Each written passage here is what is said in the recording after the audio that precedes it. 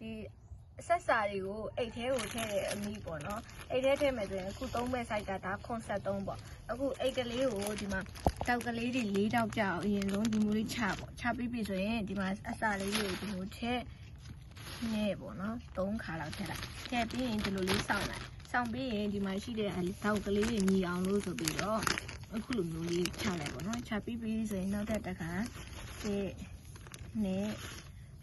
3ခါလောက်ပြန်ဆောင်ပေါ့နော်ဆောင်ပြီးပြီဆိုရင်နောက်တစ်ခါဒီနဲ့3ပေါ့အဲ့လောက်ဆိုရင်ရပြီဒီဆောင်ပြီးပြီဆိုရင်ဒါဆိုရင် 1kg ရတော့သိကြပါရှင်အဲ့တော့ရပြီဆိုတာနဲ့မထုမယ်ပေါ့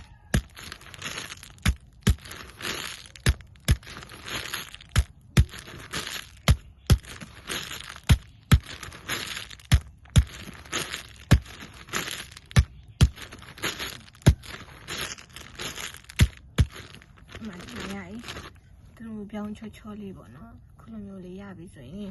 ဒီမှာကော်လန်လေးတက်မယ်ကော်လန်တက်တဲ့ခါကျရင်ဒီမှာခွင်းချင်းပေါ့ဒီမှာခွင်းကျဲပေါ့အဲ့တော့ခွင်းကျဲလေးကိုတက်လိုက်မယ်ဒီလိုစုပိုင်လိုက်မယ်ဒီလေးကိုတွင်းဒီအလေးတက်လေးမှာချဒီလေးလုံးမှာပေါ့နော်ခုလိုလေးရပြီဆိုရင်ဒီလေးလက်မလေးဒီလိုမျိုးလေးတင်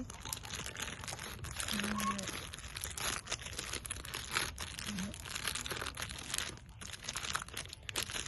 ေးပြီး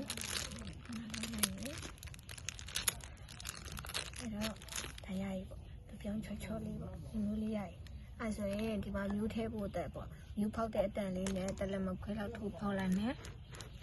ဖောက်ပြီးပြီးဆိုရင်ရတယ်ဒီမျိုးအပေါက်ကလေးပေါ့ဒါကဒီဟာလေးကိုပိုးတန်ပြီးမျိုးထဲဖို့အပေါက်ဖောက်လိုက်တာပေါ့အဲ့မှာမှရီတွေဝင်မှဆိုလို့ဂုံးလေးနဲ့ပိတ်လိုက်မယ်ဂုံးလေးတို့လိုလေးဖြန့်လုံးပြီးတော့လေးပိတ်လိုက်မယ်လေးပိတ်လိုက်မယ်ဒါဆိုရင်ပေါင်းလို့ရပြီပိုးတန်လို့ရ